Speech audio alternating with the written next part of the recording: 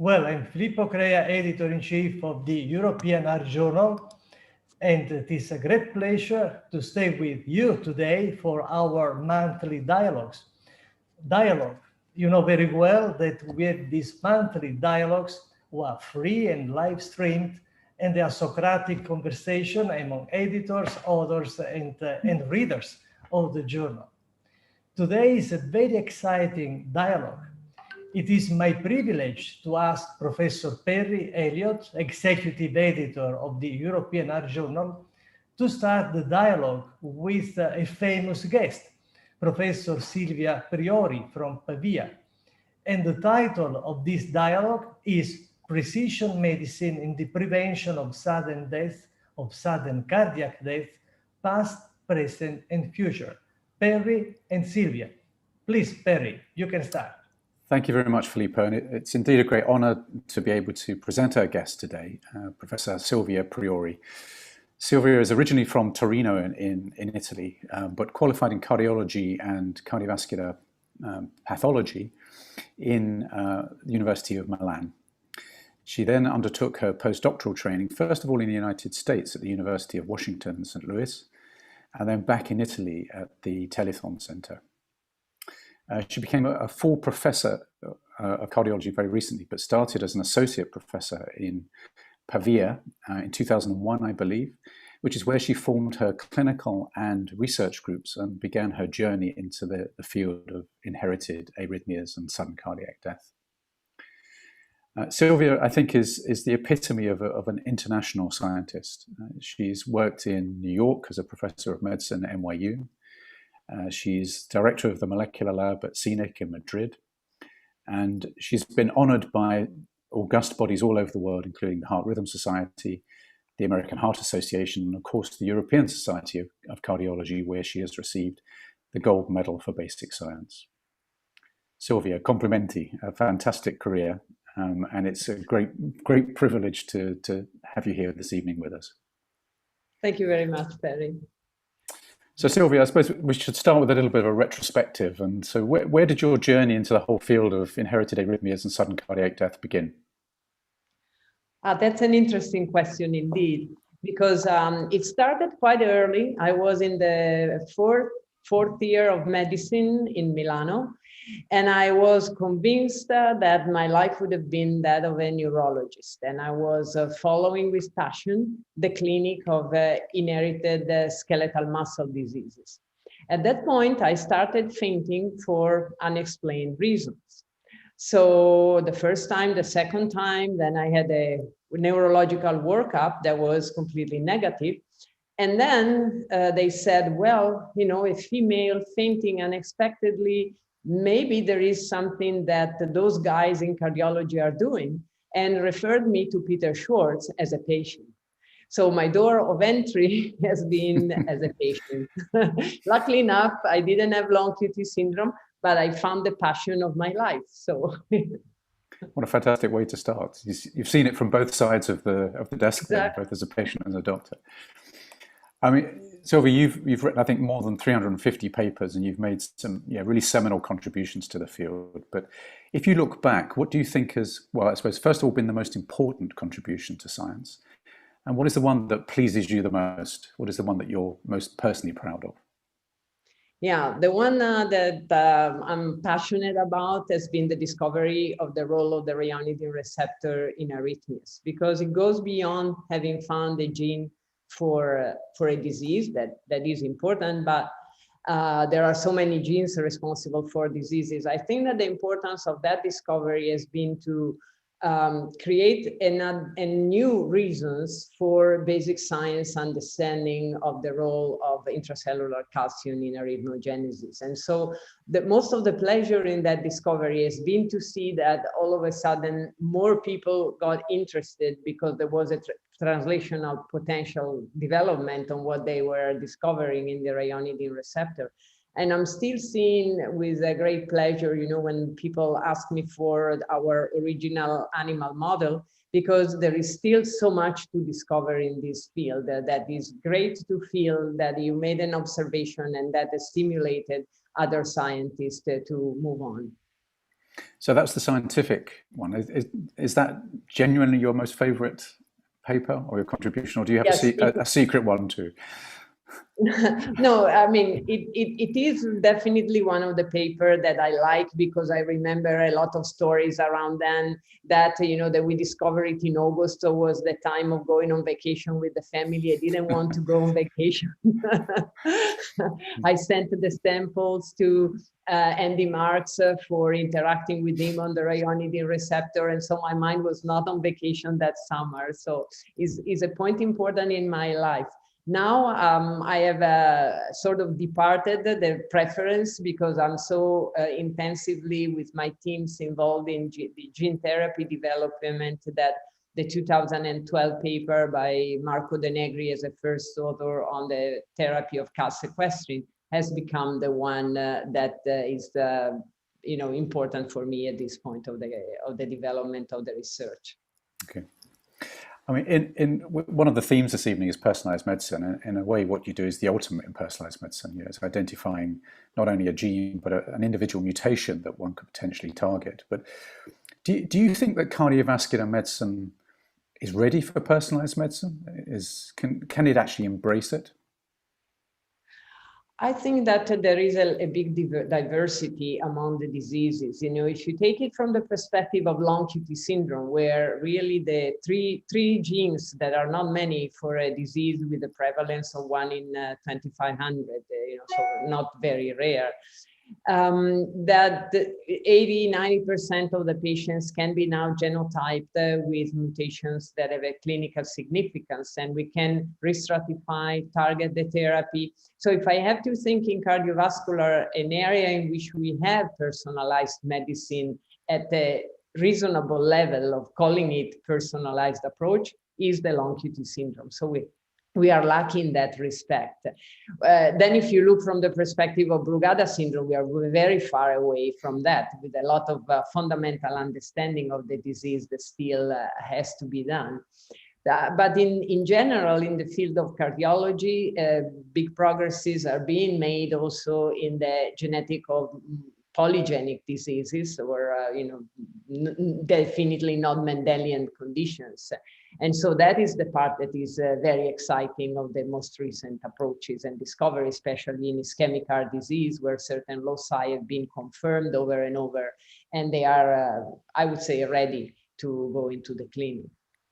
So, I mean, your passion for this is evident, but you've also been responsible for the Congress program for the ESC. And I know that you have this challenge, you've had this challenge each year of trying to bring more science to this, a group, thousands of type A cardiologists who think about not molecular diagnoses, but they think about stents, and they think about valves on sticks, and they think about medicine in its biggest picture, as it were. So I'll ask you the same question again. Do you think that cardiovascular medicine is ready for a personalized approach? I think that is ready in the sense that there is a lot of work in that direction. I say again that definitely is clear and evident that in not most of the things we do every day in our words and in our clinics is personalized. But I think that the promise for a broader approach is there. The important thing is that clinicians, no matter what they do, they start understanding and working in the direction of trying to identify how the patients can be different from one another, rather than keeping with the tendency to say they are all the same and they get the same approach. That even not in molecular, doesn't have to be only molecular, the personalization of medicine. Absolutely. So we keep fighting the good fight, yeah? Mm-hmm. Okay. Yes. Filippo, perhaps I can hand back to you. Silvia, thank you again for joining us for this very interesting dialogue. And I'd like to change page. The European Heart Journal, we pay considerable attention to sex and gender issue. For instance, with Yolande Appelman and Roxana Meran, we've recently published a viewpoint on equity, gender and sex equity in trials. Do you think that this is an issue, sex and gender equity in trials, something we have to improve? Oh yes, for sure. You know, it has been now many years that the point of the need to understand better the diversity of the clinical manifestation, the age profile, and you know, basically the gender modulation of the cardiovascular diseases. First, ischemic heart disease itself. So as we are saying that not only gender is one of the issues where we need to pay attention, but the age of the patient, the ethnicity of the patient. So there is a lot in which we can improve in the design of the trials. We have taken the easiest way, that is have a predominance of males and usually white males, you know, in our series of patients, and is now the time that is thinking about personalized medicine. We try to get cohorts also of patients that are different than the standard group that has been involved in the trials. Are you aware of initiatives at ESC in this regard in order to promote equity in trials? Do you have sessions this year or something in perspective? I think that the issue of gender is every year in the Congress is touched under a different perspective. That can be drug metabolism, that can be epidemiological profile, and so on. I cannot really spot a specific session on the need to do more efforts in that respect, but definitely is a topic that is on the list of the issues that are considered worth discussion. And with that, it also go the professional component, you know, that is that the involvement of women in management of cardiovascular diseases, that is still a sensitive topic, especially in the invasive component of medicine. We are in the COVID era. Let's come to COVID for a while. There are several signals that women are paid more than men during this COVID pandemic. For instance, the proportion of manuscripts submitted by women is dropping. Do you have the same impression? Are women paid more than men in this setting?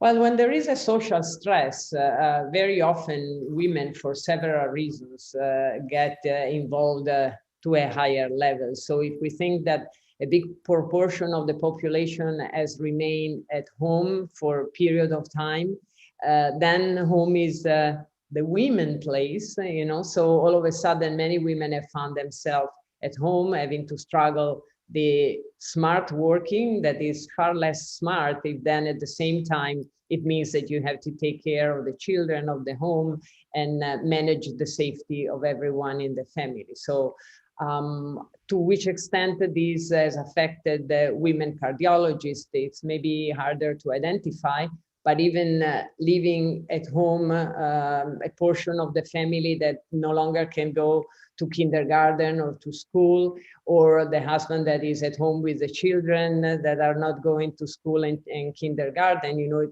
creates an anxiety for the person that feels responsible for that. So I think that this is evident also from data from the increase of requests of psychological and psychiatric help, that I've seen some statistics supporting the fact that women were a higher prevalence into those as well.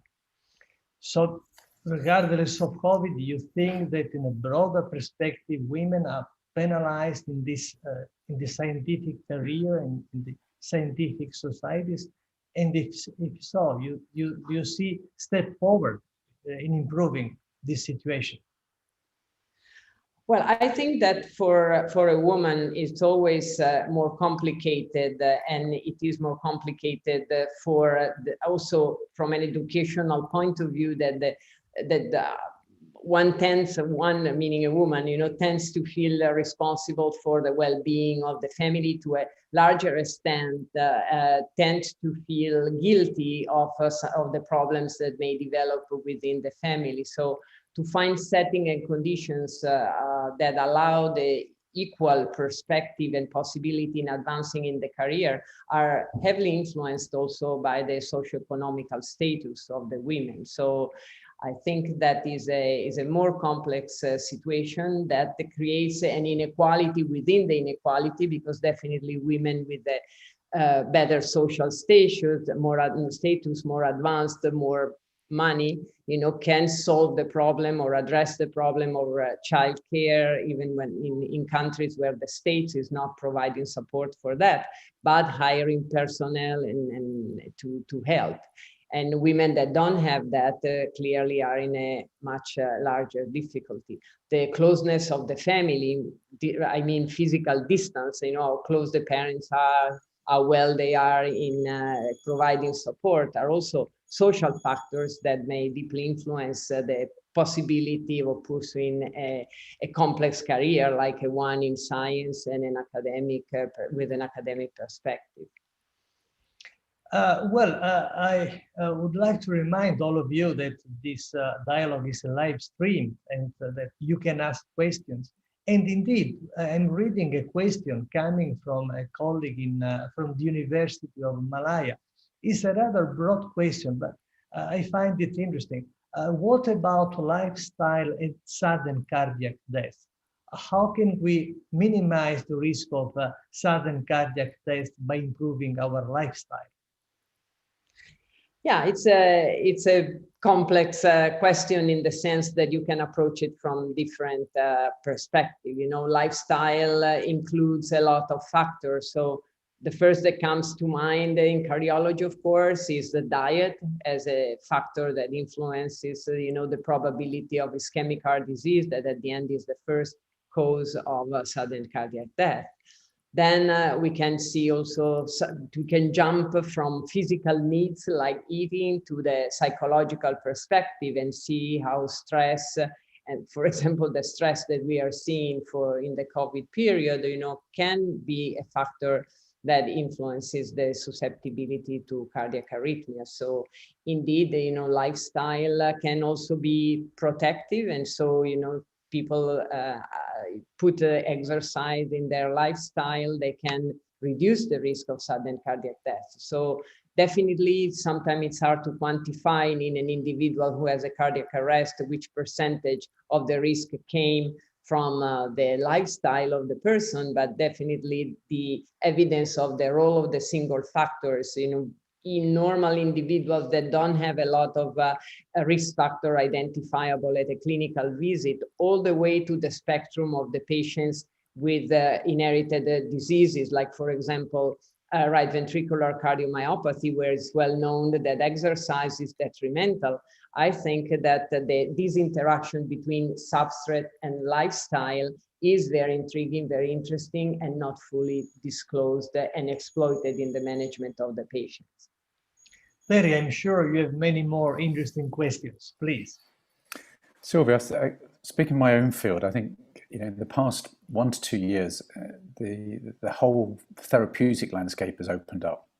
I think I'm having more conversations now about new therapies, whether they be repurposing of old drugs, small molecule therapies, or various ways of altering gene expression.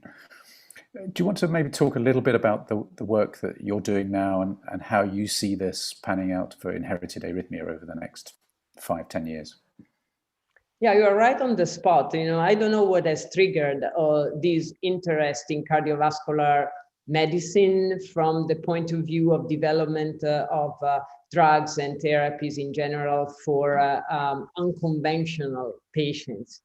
But in parallel with the fact that the several pharma companies has discontinued their interest and commitment to cardiovascular, it is very clear the signal that on the other side, biotech and companies interested in rare diseases have increased a lot, their interest. And you're right that your field, hypertrophic cardiomyopathy, has been sort of the pioneering one, probably because the disease with this prevalence of 1 in 500, that is the magic number that everybody refer, seems to be attractive by being a good balance between an uncommonly considered disease for a trial and a disease that is common enough to allow the enrollment in the trial. But it's true that this energy that has started with the hypertrophic cardiomyopathy is now extending to other fields of the rare disease in cardiovascular. And so I think that is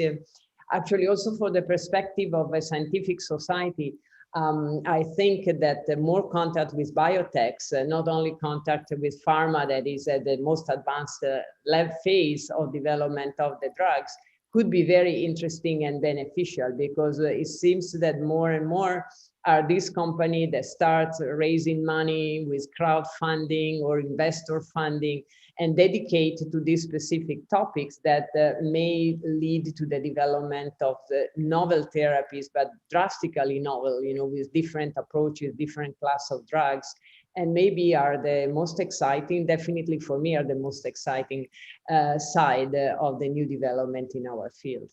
Absolutely. I mean, I think one of the biggest drivers for change in medicine is the development of new therapy. It's tell me about a disease when I can do something about it, sort of thing. And I think the poster child for that is very much amyloidosis. Amyloidosis has always been there, and people weren't interested in it. But all of a sudden, there's now a therapy, and we're diagnosing it, and we're now treating it. I mean, what's the analogy for inherited arrhythmia? Where do you think we're going to be starting first with molecular therapies in inherited arrhythmias? So I think that repurposing of drugs is an interesting perspective. We have started from the repurposing of mexiletine, that is a partial repurposing because it was an antiarrhythmic, but with long QT3 becomes a QT modulator. And so that has been a signal that we could have molecules with electrophysiological properties that can be beneficial. Then, we have some other targets, for example, with patients with a short QT, the use of drugs that prolong the QT has been attempted, and it seems to work, at least to reduce the probability of a sudden cardiac death in this population. So I think that understanding better the electrophysiological component of different compounds, can open a promising perspective. The one in which we are most interested, however, is the attempt to modulate the genetic substrate. The heart not being a replicating tissue, the cardiac tissue not being replicating, has more difficulties in the landscape of gene editing and base editing, because those possibility of repair in the DNA sequence occur mainly during the division of the cells. But still, also in that field, there is a lot of research and a lot of efforts to develop. And then there are the gene therapy to fill the gap of the loss of function mutation, haploinsufficiency, genetic defects, that there are still some obstacle in the sense of efficiency of the infection of the heart cells, identification of promoters, identification of capsids. But it's exciting to see at the level of the biotech how much efforts and investment are being dedicated to this. So it's a great privilege to be in that journey at the moment. Absolutely, as you say. I mean, one of the big challenges is getting the gene into the heart, isn't it, at the moment? And there's all sorts of very interesting and some very scary approaches being talked about at the moment. But do you think we could be looking at cure? Do you think you could imagine that we could cure diseases? I mean, I sometimes find that a little difficult with cardiomyopathies, particularly to advanced disease, but you could see perhaps a cure for long QT syndrome or a cure for CPVT. I think that what is still early to say is the balance between fixing the defect and being sure that over a very long term, because it's going to be a lifetime therapy that is always there and that you cannot turn off, at least at the moment, that there is to be a balance between the potential toxicity. What is difficult in my mind to think, is whether when the heart will age, age as a change that occurs in everyone, what would happen in this production of a protein intended to compensate a lack of effectiveness, but maybe then it can become toxic over time when the substrate changes. So I think that this answer will come only when the trials will be done, and we will discover by doing, as medicine always work, that the long-term effects are only known when you have patients treated for over the long term. But it is exciting because we know that a lot of patients, for example, in cardiomyopathies and cardiac arrhythmias, fail on the therapy because of compliance. So the big promise of gene therapy could be the fact that it doesn't rely anymore on a patient that is compliant and takes a medication every day, multiple times a day for the rest of his life. Yeah. Do you foresee any ethical or social issues related to gene therapy? And I suppose what I'm thinking about here is the fact that these therapies are going to be expensive. And talking now about one-off cost of maybe €1 million or €1.5 million for gene therapy, and of course what that means is that that's going to be prohibitively expensive for many healthcare systems. So there's going to have to be choices made about what gene do we treat, who gets the treatment. Are these things that you're starting to think about now? Yeah, I think that in that respect, the answer that I'm getting from people in the field on the side of pharma and biotech is the fact that we had to make this shift from the difference that exists between preparing drugs that are chemical compounds, where we are very well structured to produce, maintain, distribute, and all that, these compounds, and having a live element that is your therapy, and so can survive, can die, can degrade. And that the answer seems to be that the changing scale in the bioreactors, the larger bioreactor that can provide, of course, a reduction in the cost because you have a larger scale, seems to be the answer, or at least the answer in which most of the companies involved in the gene therapy are betting on. Of course, to have a larger scale effort to reduce the cost, you need to have multiple gene therapy products on the market so that then you exploit the production of the viruses. So at least an answer in how to reduce the prices seems to be coming, and that of course is necessary because no one could afford drugs that cost €1 million per person to treat, unless the cost for having this person in the hospital every month or so, as it happens for some metabolic disease, coagulation diseases, make it worth. But in the cardiac field, I don't think that we are in a situation where the patients have this outrageously expensive care if they don't have a cure like the gene therapy. So for us, it would really mean to have a reduction, a significant reduction in the cost of the therapy. Yeah. And finally, if I may, just to come back to my theme about, is cardiology ready for personalized medicine? So, if we're going to get into this field as a specialty, we're going to need at least some of us who understand genomics. Mm-hmm. Because it's going to be the genomic cardiologist of the future who's going to be selecting patients for these new drugs, new gene therapies, monitoring their safety and efficacy.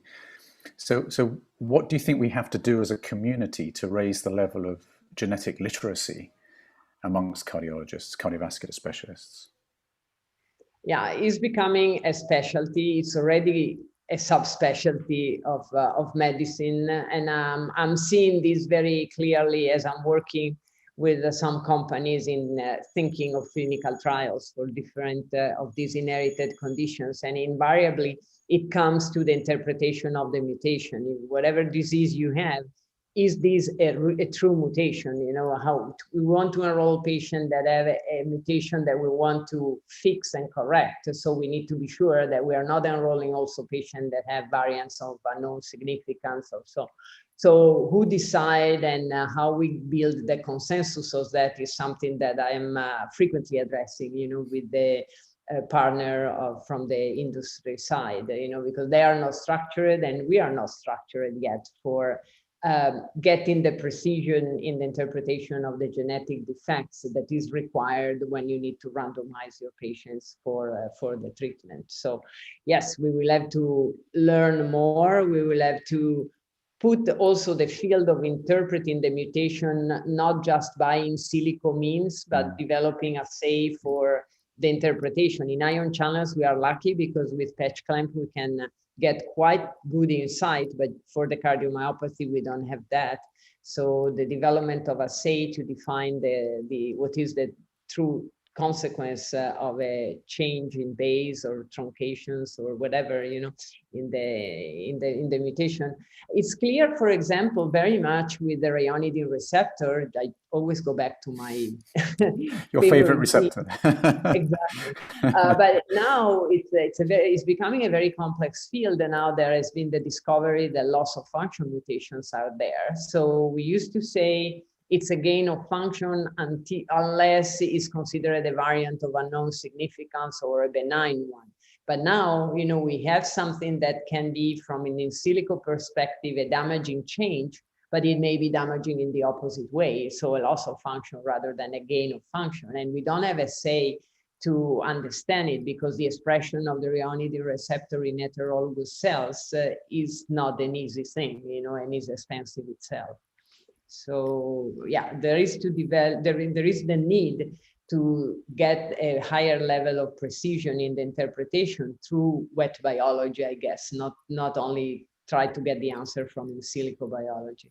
Yeah, and I think also I think we should not undervalue the contribution that specialist clinical genetic cardiologists, if you like, can make to that field, because ultimately it's got to come down to a human phenotype, isn't it? So, I mean, you know very well from the work that you've done over the years that sometimes what happens in a dish doesn't always translate into the human, or at least not in the same way as you perhaps anticipated. So I think the human phenotyping is going to be critical to this problem of interpretation, I think. Yeah, absolutely. And we have now a pipeline that is growing in the scale of the model. The IPS cardiac myocytes are becoming already, after few years, something that, yeah, okay, but it's not enough. We need the organoid, and then we need the organoid on a chip, and then we need the heart in a dish.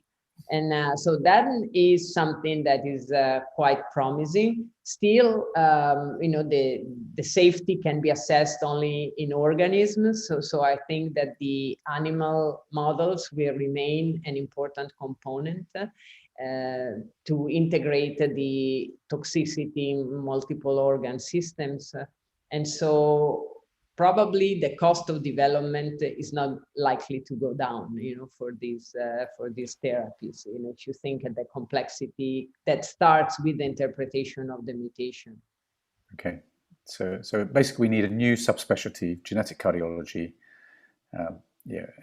become the largest association within the European Society of Cardiology, perhaps in 10 years' time. Well, I would say that is already there.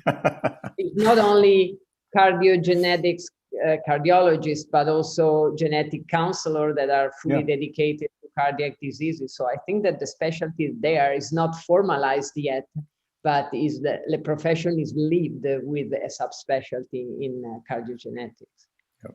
Great, thank you, Silvia. Back to you, Filippo. Well, Perry, I have an answer for you. We already generate a lot of interest in the field of genetic medicine and personalized medicine, because I'm receiving many questions for you, which means that you're raising the interest in this field, and not surprised, because we are two main stars, Silvia in the field of arrhythmias and you in the field of cardiomyopathies. And indeed, I have a question for you, Perry. Colleague Stein Reinstein from Brazil. What is new in risk stratification of hypertrophic cardiomyopathy? What is new?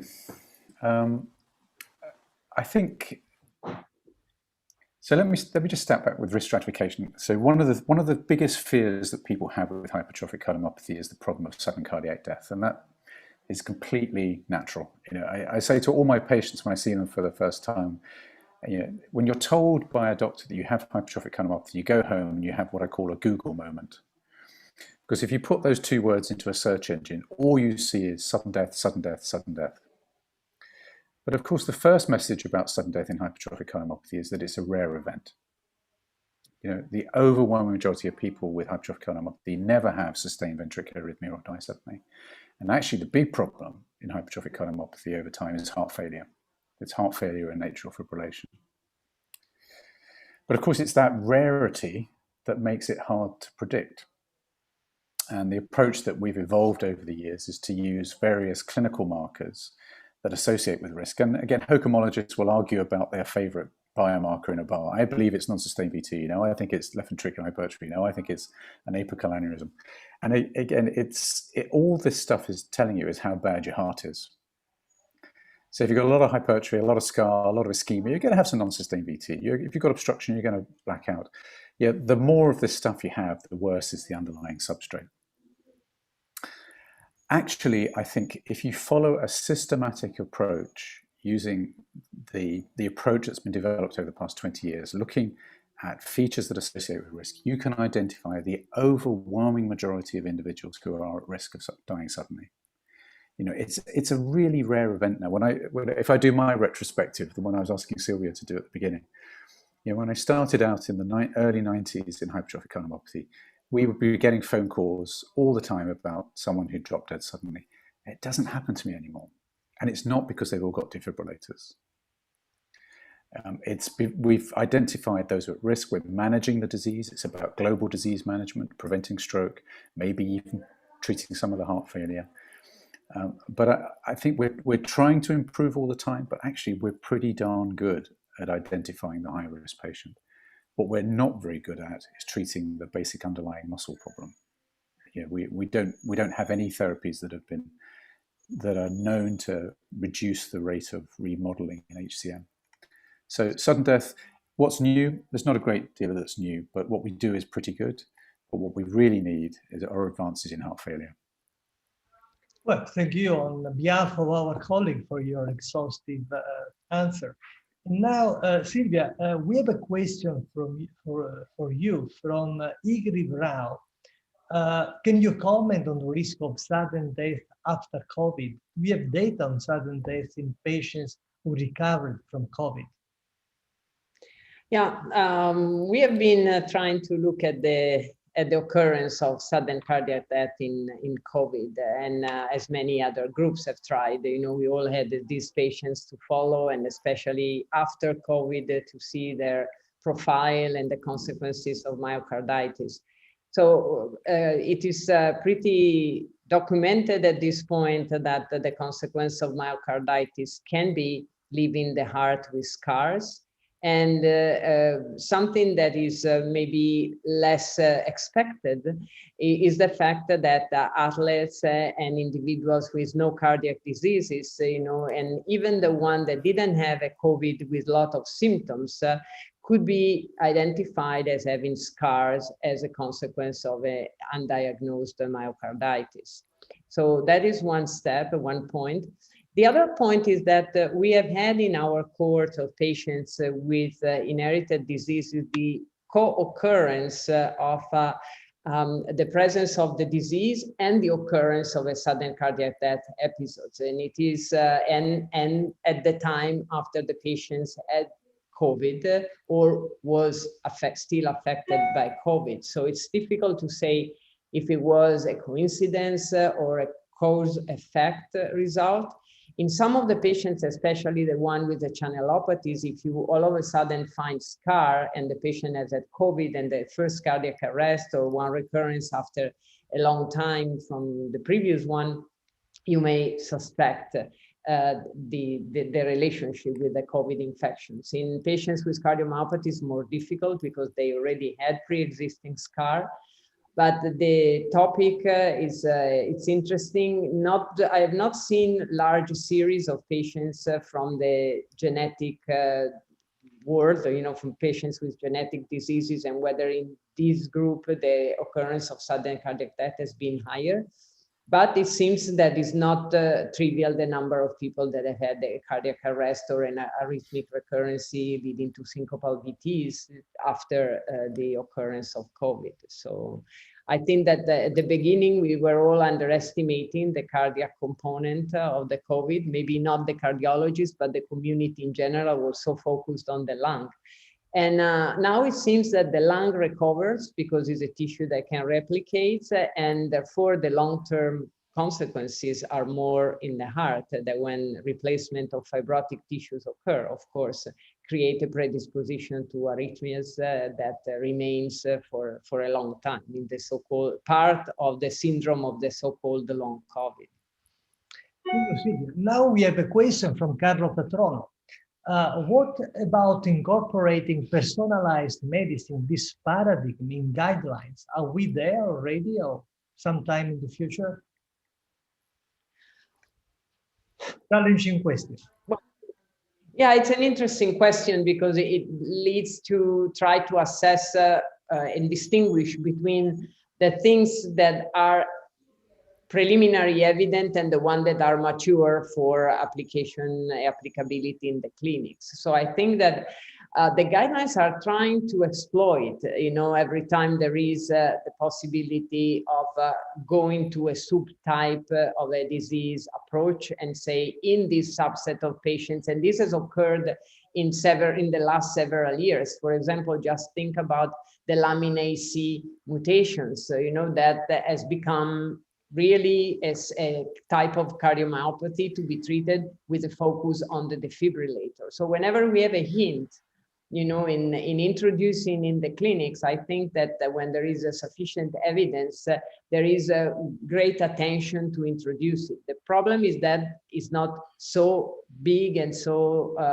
impactful that we could really say we have now a personalized approach for most or many of the cardiac diseases.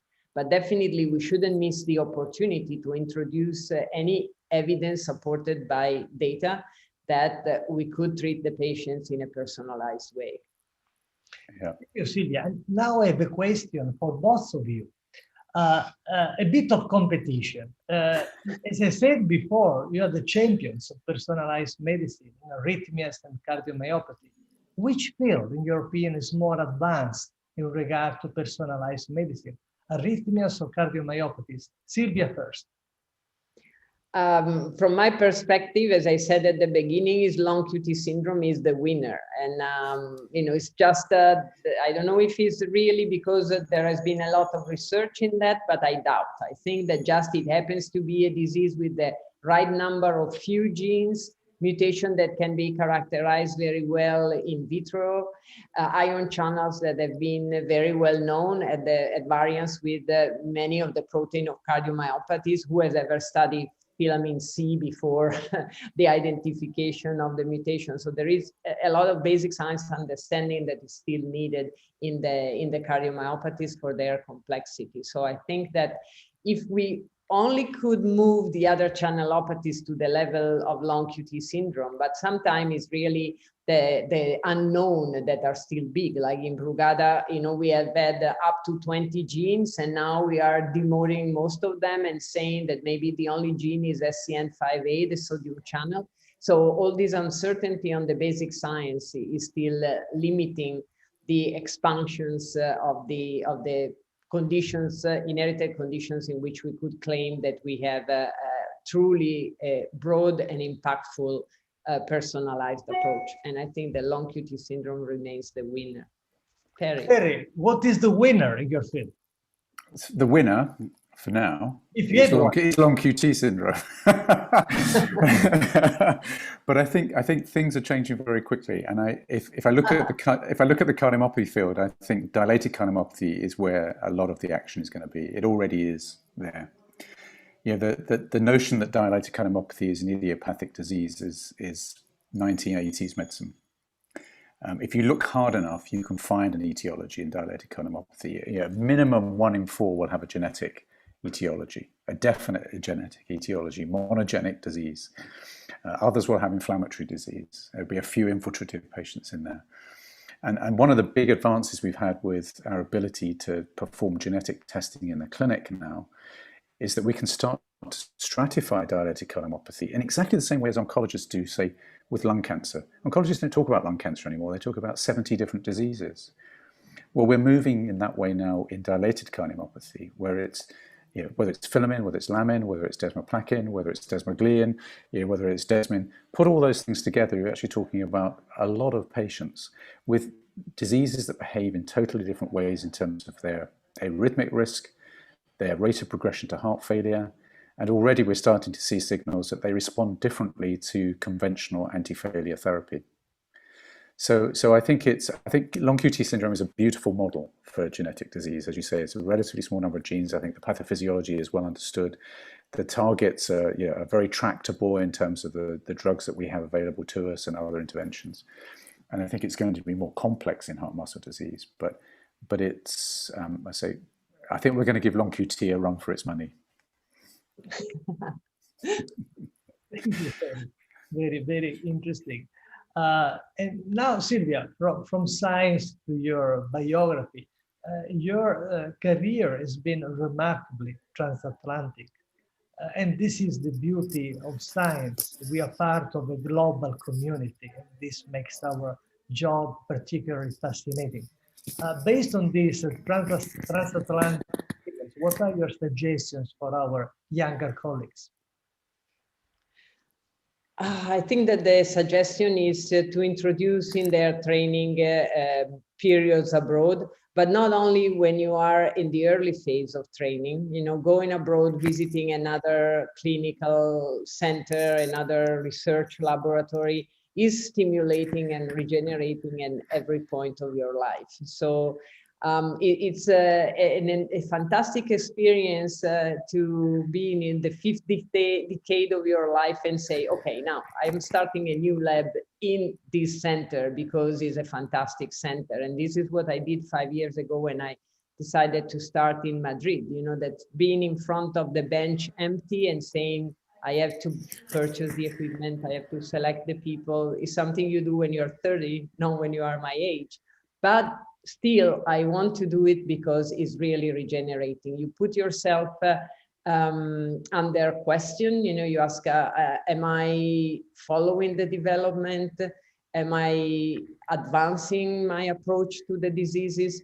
And this is necessary, and nothing like the exposure to a new environment, a new language, a new everything. It resets your brain to be ready for a new challenge, and is really rejuvenating from a mental perspective.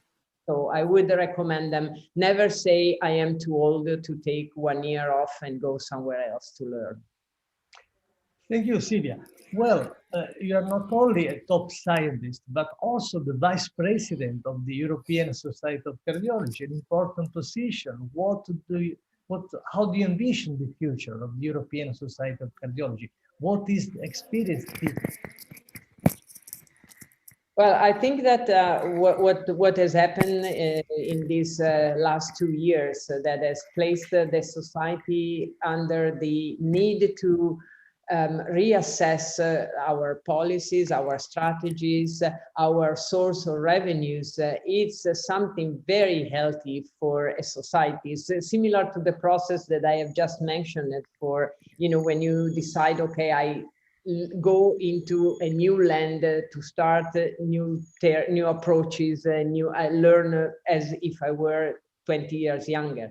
The same has occurred for the society in this time, where we have started looking at the potential and the limitations of online approaches for education, for example, for Congress. And this also for a society means deciding which are the source of revenues, and the source of revenues strongly influences the structure of the society, its internal organization, the process for developing the strategy. So the society has embarked in a very important process driven by the presidential trio of reassessing, what should be the strategy for the future, and taking from multiple perspectives the educational role of the society, the advocacy role of the society, that in the last few years has really grown and provided new opportunities for speaking with patients and listening to patients.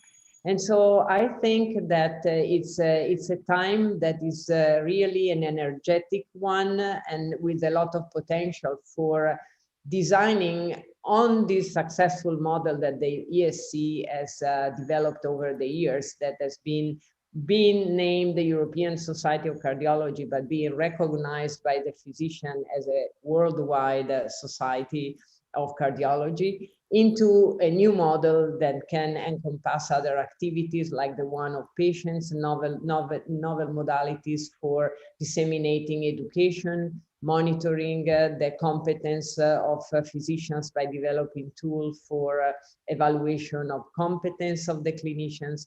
And all this is being a part that requires a lot of energy, but I see a lot of enthusiasm in the ESC leadership toward this opportunity of redefining the strategy of the society for the future, and maybe its mission as well.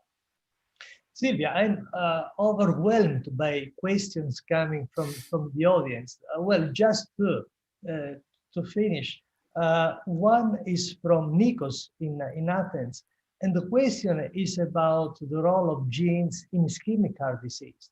Do you think that polygenic risk score will improve our risk prediction in ischemic heart disease? Well, I think that ischemic heart disease is getting there at quite a rapid pace. You know, there are several of the polymorphisms that compose the risk score on chromosome 9, for example, that are actually already demonstrated to be stronger than some of the biological risk stratifiers, like lipids, for example. And so I think that it will be quite soon that the genetic component will be part of the risk score charts for ischemic heart disease. And the last question from the audience is about artificial intelligence. Any role for AI in the prediction of sudden death in your crystal ball? Yeah, well, when something becomes so mentioned, so much attempted with data that seems miracles, but then maybe they don't get applied to the clinic after 3 or 4 years, that has already occurred, especially in some of the arrhythmic studies. You wonder, you know, whether the time is ripe now, but definitely looking at the perspective, it will come, it will become it will develop a solid approach, methodological approach, the definition of the size of the samples required, because some studies are clearly underpowered at the present time in the absence of solid methodological rules and approaches. It is very scary when I'm thinking from the perspective of the physician, the fact that you know that there is a computer that can tell you this will have sudden death, this will not have sudden death, and you don't understand why. You know, you want to stand in front of this computer and tell, yes, but tell me why. We are not used to act on a risk stratifier element without knowing why. And I am not sure if I have to think with concern or with relief to the fact that one day, forget it what it is, you know, it's just tell me that this patient has a problem. But I feel that I will never love medicine without the understanding of the underpinning of a medical decision. So I think that it will come, it will produce results, but the challenge will be to get out of that computer the answer of what is that the computer has identified, the human being have not identified. Brilliant answer. Thank you, Silvia. Before my last question, Perry, do you have any last question for Silvia at the end of this fascinating dialogue? I suppose, yeah, what's the next 10 years hold for channelopathies, Silvia? I mean, we've touched on a lot of areas, but if you were going to, what would you like to see your top 3 sort of successes? Well, first of all, you're not allowed to mention the.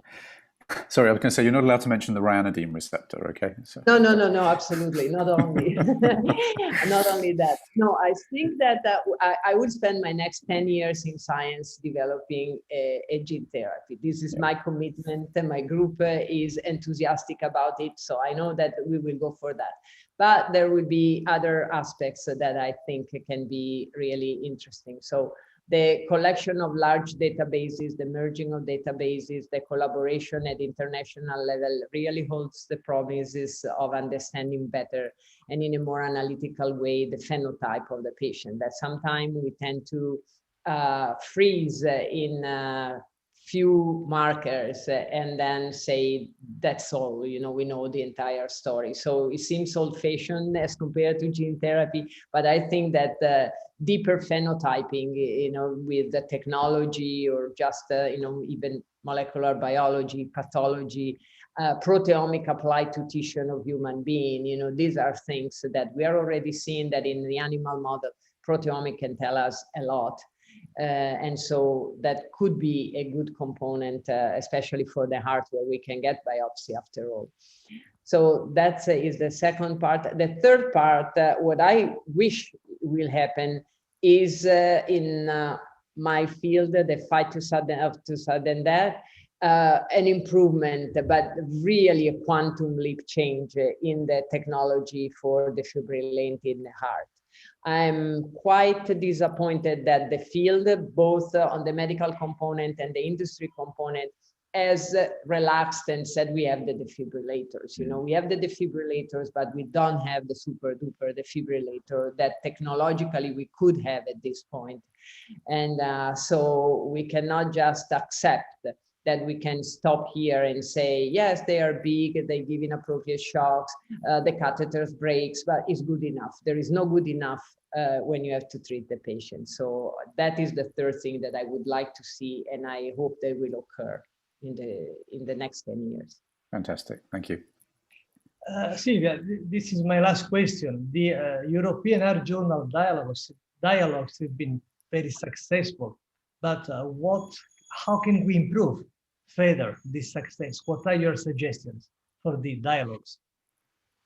The dialogues are very nice. I think that is nice, the balance that you are able to keep in mixing the professional component and the personal component. With your questions, you bring out the personality of the speakers. And so this is something that as a person in the field, I like very much to understand and discover with you as you ask the questions. In that respect, probably to find a way to have 2 or 3 cardiologists, not super expert, but you know, just 2 or 3 cardiologists interested in a topic who ask questions, and can be, you know, the question that come through the chat now, but could be asked by young cardiologists, for example, could be an innovation that maybe adds another component, and giving the opportunity to interview the expert in a field to young people might be refreshing and provide surprises in the type of question that they may have from their perspective. Brilliant. Thank you, Silvia. This is really an excellent suggestion, and we'll work on that. So this was my final question. First, let me thank Perry, Elliott, and Silvia Priori for this wonderful hour, this wonderful dialogue. And now I have an important announcement for all of you, because our next dialogue, which will be on August 26th at 17 CET, will not be a dialogue, but will be the editorial board of the European Heart Journal.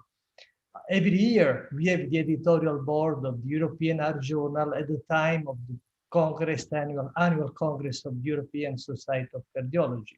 Well, this year, the editorial board will be virtual and will be open to all of you. So you're all very welcome on Thursday, 26th of August at 17 CET. Perry and Silvia, thank you again for this wonderful conversation. Bye-bye. Thank you for having me here. Thank you very much to both of you.